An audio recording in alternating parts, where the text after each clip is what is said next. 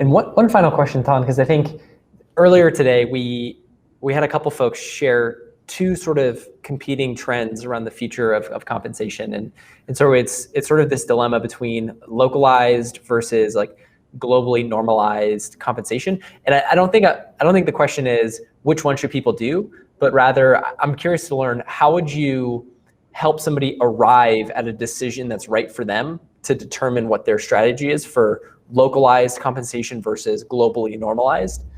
Is there a certain framework or approach that you would help people come to the conclusion for like what's the best approach for them?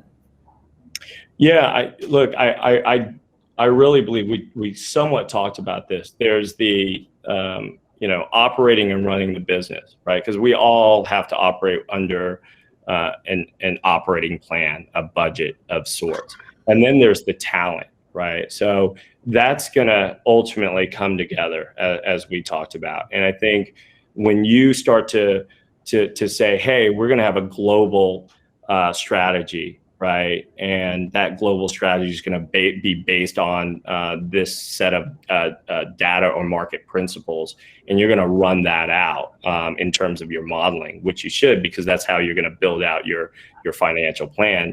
And you're going to understand if there's going to be pressure on your abilities to do that.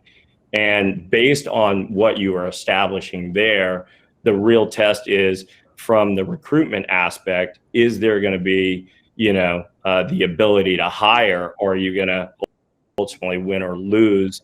And also, from the current employee perspective, are you retaining your staff?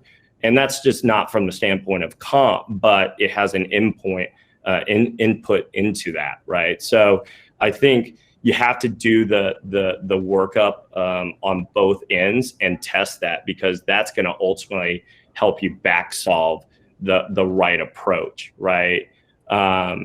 Because it's got to fit both models successfully, right? To assume that you're going to go off and set a plan and not have it within your financial envelope, I think, that probably wouldn't work out very well from a board and investor or shareholder perspective.